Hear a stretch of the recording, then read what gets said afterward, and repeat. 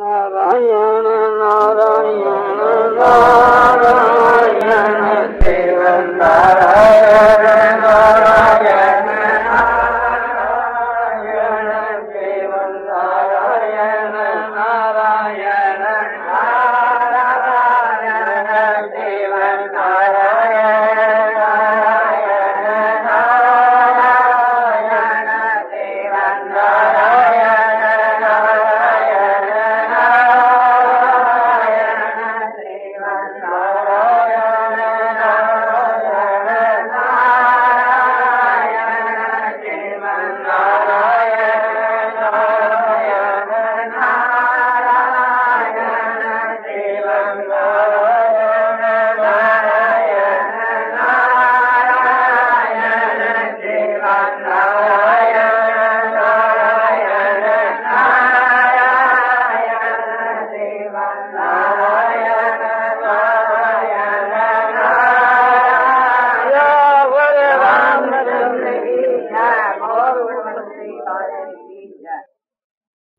जैसे स्त्री से, रुपयों से, पुत्र से, शरीर से प्रेम करते हैं, जैसे मान बढ़ाई को हम लोग चाहते हैं, इसी प्रकार से थी हम भगवान को चाहें तो मान बढ़ाई तो जड़ है, हम वे मिले भी और न भी मिले।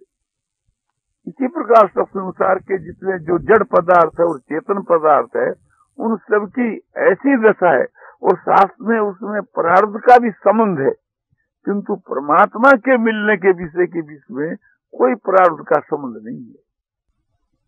उसमें तो केवल प्रेम का ही संबंध है। और हम ये विश्वास कर ले कि हमारा प्रेम थोड़ा भी होगा तो भगवान मिलेंगे, तो थोड़े प्रेम पर भी भगवान मिलते हैं। हम ये समझ लें कि हमारे में प्रेम की तो कोई बूंद ही नहीं है और आप प्रेम के सागर हैं।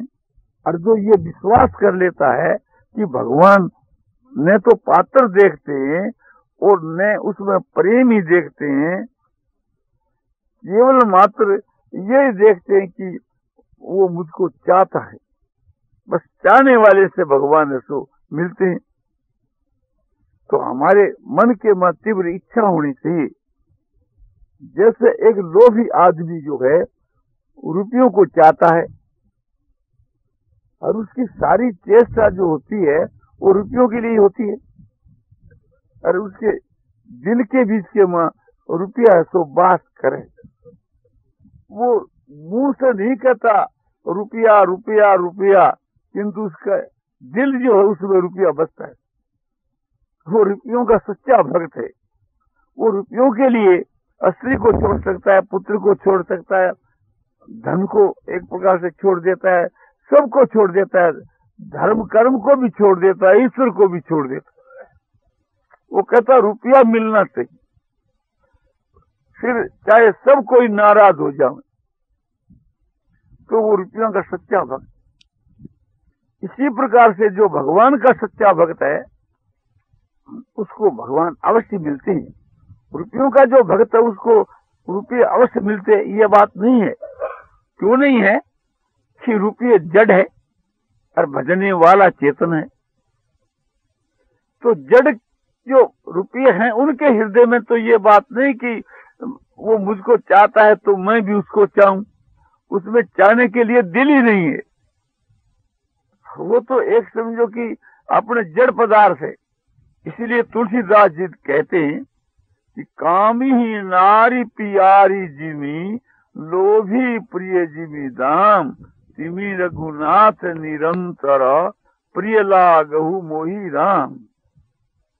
हे राम, जिस प्रकार से कामी पुरुष को नारी प्यारी है और लोभी को रुपया प्यारा है, इसी प्रकार से थी रघुनाथ जी मुझको आप प्यारा लगे, तो इतना प्रेम होने पर भगवान अवश्य से प्रकट हो जाते हैं। और प्रेम की कमी रहने पर भी यदि विश्वास हो जावे तो भगवान प्रकट हो जाते। अपना जो निश्चय है, अपना जो विश्वास है, हम ये निश्चय कर ले कि आज रात को भगवान हमको निश्चय मिलेंगे। ये निश्चय हो जाएगा तो हमको रात भर नींद नहीं आवे, क्योंकि हमारे को एक प्रकार से प्रतीक्षा रहेगी, भगवान अब आवे, घड़ी ना आवे, पलक ना आवे, वह आए, तो नींद कैसे आ सकती है। और जब नींद आ जाती है तो एक प्रकार से ये विश्वास कहा कि भगवान आज रात के वहां मिलेंगे, क्योंकि रात में 1 घंटा बाद मिले, 2 घंटा बाद मिले, 4 घंटा बाद मिले, ये तो कोई नियम नहीं है। तो प्रत्येक क्षण जो उसको प्रतीक्षा सो रहेगी, उठी के न रहेगी। जैसे रात्रि अधिक होने पर और पतिव्रता स्त्री अपने पति की बाट जोती रहती है, प्रतीक्षा करती रहती है, उससे भी बढ़ करके कि वो भक्त ऐसो प्रतीक्षा करता है, उसको तो नींद आ भी जाती है, क्योंकि कभी पति आते हैं कभी नहीं आते, तो नींद भी आ जाती है। और जिसके तो क्षण क्षण जुग के समान है, उसको नींद कैसे आ सके।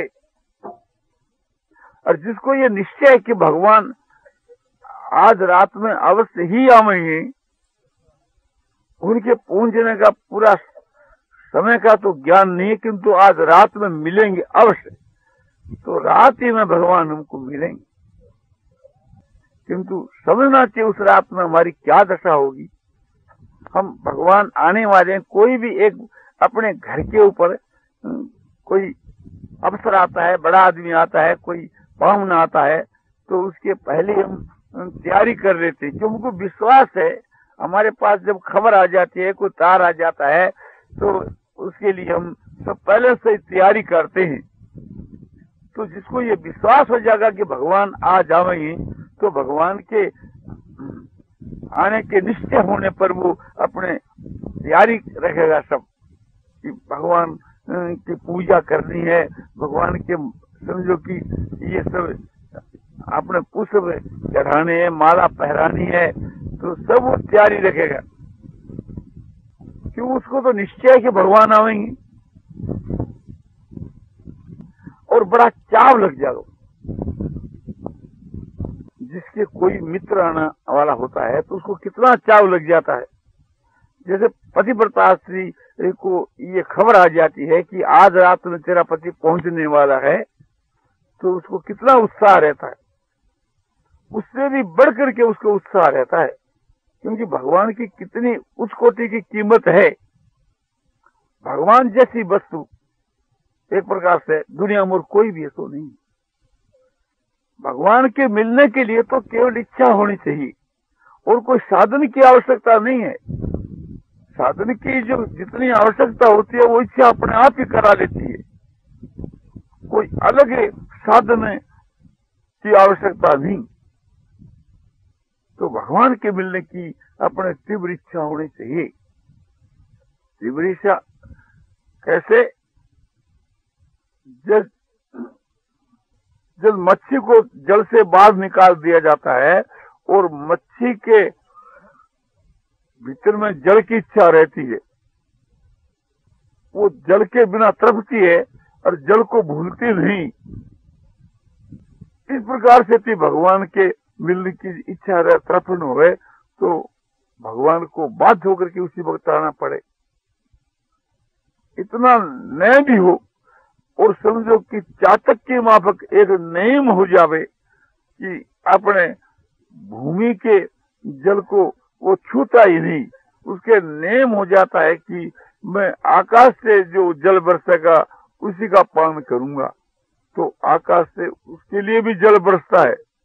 जल तो जड़ है, किंतु वो भी एक प्रकार से उसको मिलता है कि उसके नियम है कि समझो कि वर्षा के जल के बिना भूमि पड़ा हुआ जल में नहीं पीता। तो चातक भी संसार में जीता रहता है, किंतु चातक की होती है कि जब आकाश के वहां वर्षा गरजती है तो वो मुग्ध हो जाता है एक प्रकार से थी, और आकाश से ओले बरसते, पत्थर बरसते हैं और उसकी पांखें टूट जाती है, तो भी उसको वो बर्दाश्त करता है, हटता नहीं, और उस जल की बूंद के लिए चेष्टा रखता है। तो चातक की माफक भगवान के मिलने की चाह हुए तो समझो अवश्य भगवान उसके लिए समझो कि बरसेंगे, यानी प्रकट होकर के मिलेंगे। इतना भी यदि नहीं हो तो हम चकोर पक्षी की माफक, जैसे माने पूर्णिमा के चंद्रमा को देखकर चकोर पक्षी एकदम ध्यान लगा देता है, इस प्रकार से थी हम भगवान के ध्यान के वहां मस्त हो जावें तभी भगवान को बाध्य होकर के आना पड़े। जैसे सुतीक्ष्ण भगवान के ध्यान में मस्त हो गए तो सुतीक्ष्ण के लिए भगवान को बाध्य होकर के समझो कि आना पड़ा। और गोपियों की माफक भगवान में प्रेम हो जा, उसकी तो फिर बात ही क्या है, उसको तो प्रकट होना ही पड़े। तो हमारा प्रेम होना चाहिए भगवान में, हमारी श्रद्धा यानी विश्वास होना चाहिए। हमारे दिल में भगवान देखते हैं कि इसका कैसा विश्वास है।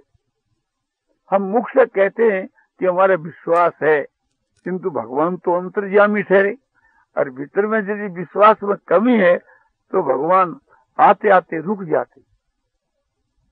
हमारे दिल के वहां विश्वास होने के साथ भगवान के फिर प्रकट होने में विलंब नहीं।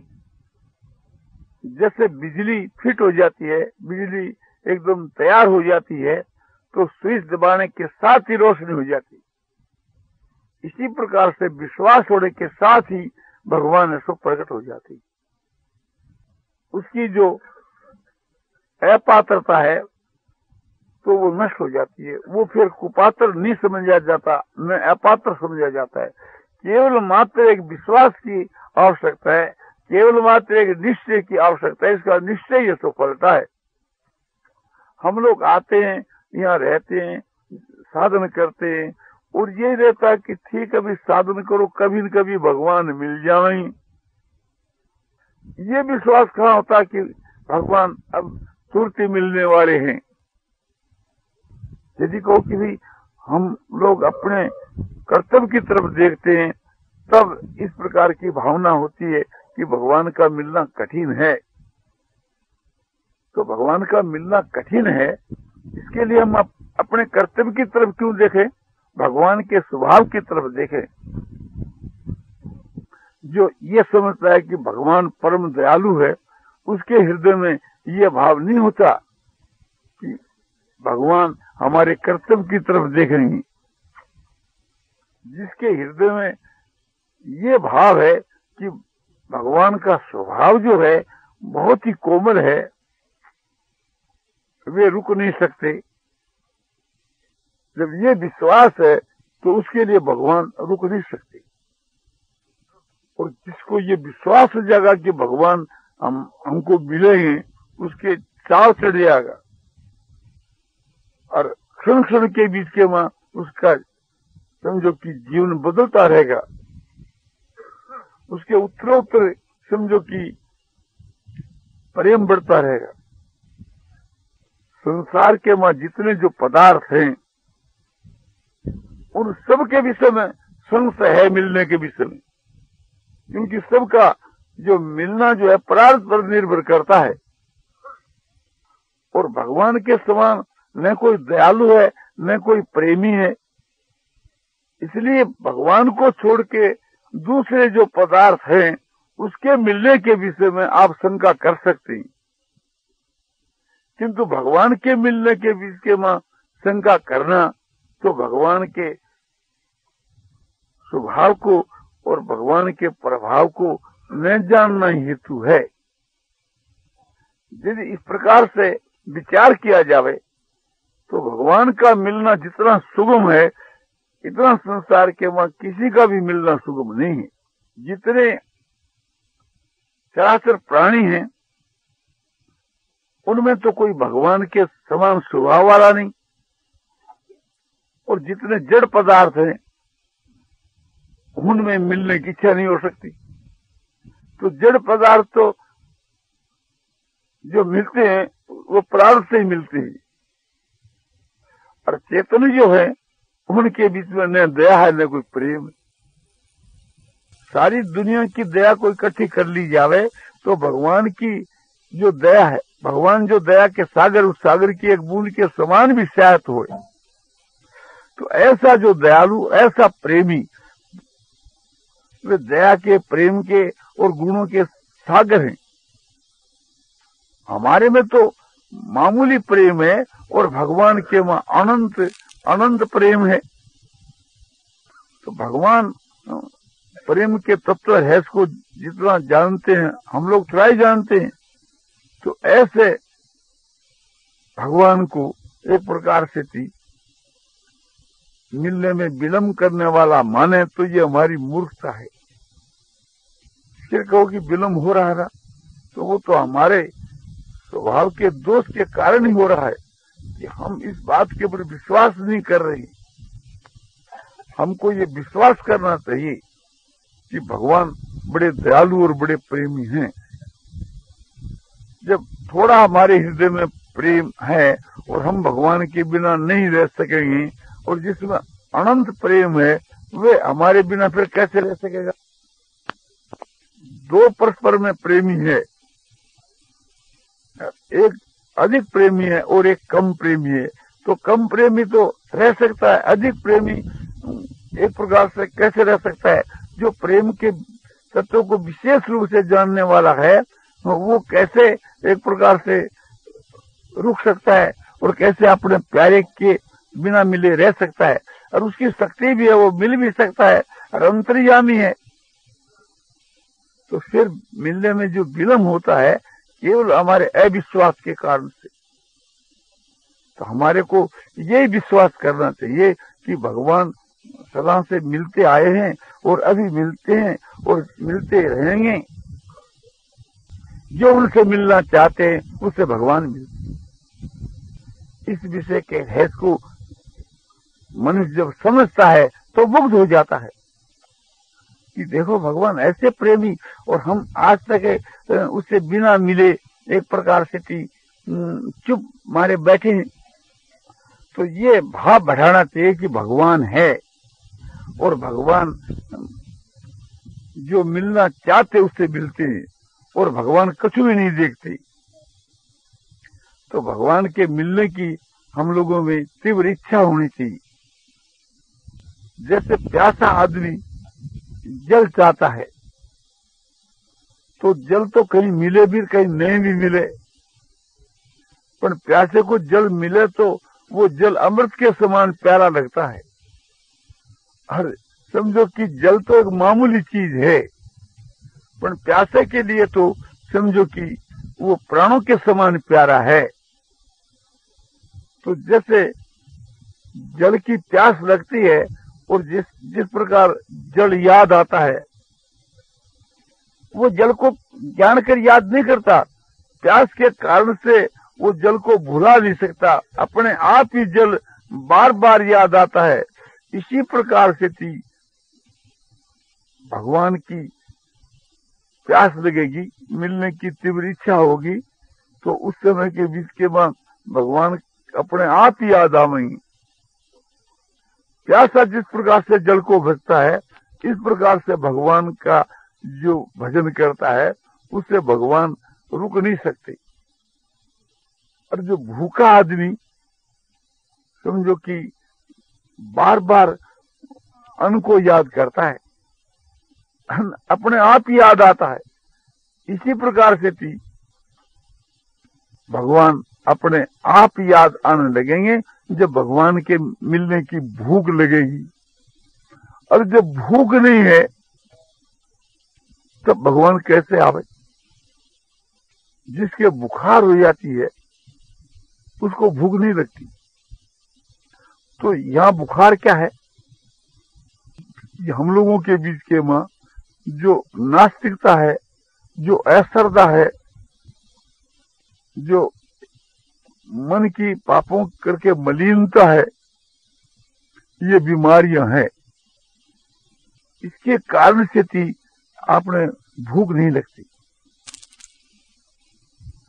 जब मनुष्य को भूख नहीं लगती तो वो औषध का सेवन करता है, चूर्ण खाता है या और कोई समझो कि पाचन खाता है तब भूख लगती है। तो यहाँ औषध का सेवन क्या है? यहाँ सत्पुरुषों का संग करना, शास्त्रों का अभ्यास करना। सत्पुरुष जो है ये वैद है और शास्त्र जो है ये आयुर्वेद के पुस्तक है और औषध है भगवान की भक्ति, भगवान के नाम का जप, भगवान के स्वरूप का ध्यान, ये औषध है। तो औषध के सेवन करने से भूख लगती है, तो भगवान का भजन ध्यान करने से भूख लगती है। और भजन ध्यान बनती में आता है सत्संग के प्रभाव से, और सत्संग के अभाव में सत्शास्त्र के अभ्यास से भगवान के गुण, प्रभाव और तत्व रहस्य की बातों को हम भगवान के भक्तों से सुनते हैं, शास्त्रों में पढ़ते हैं और उस पर विश्वास हो जाता है, तो भगवान से मिले बिना हम नहीं रह सकते। तो हम बर्दाश्त कर रहे हैं, इसलिए भगवान आने में विलंब कर रहे हैं। नारायण नारायण नारायण श्रीमन नारायण नारायण श्रीमन नारायण नारायण नारायण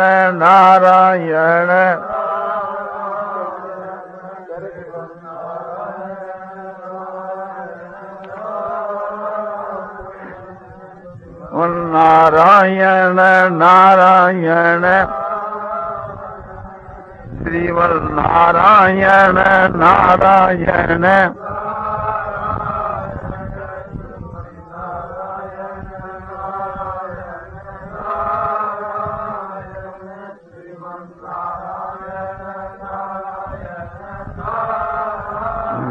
आनंदमय आनंदमय आनंदमय पूर्णानंद पूर्णानंद अपारानंद शांतानंद घनानंद अचलानंद ध्रुवानंद नित्यानंद बोधस्वरूपानंद ज्ञान स्वरूपानंद परमानंद महानंद अत्यंतानंद अचिंतानंद आनंद ही आनंद आनंद ही आनंद आनंद ही। मिलन की तीव्र इच्छा से भगवान की प्राप्ति, इस विषय का व्याख्यान श्री जयदयाल जी गोविंद का द्वारा आज मिति वैशाख शुक्ला द्वादशी तदनुसार तारीख 3/5/55 को गीतावन के घाट पर रात को 9 बजे दिया गया। हरे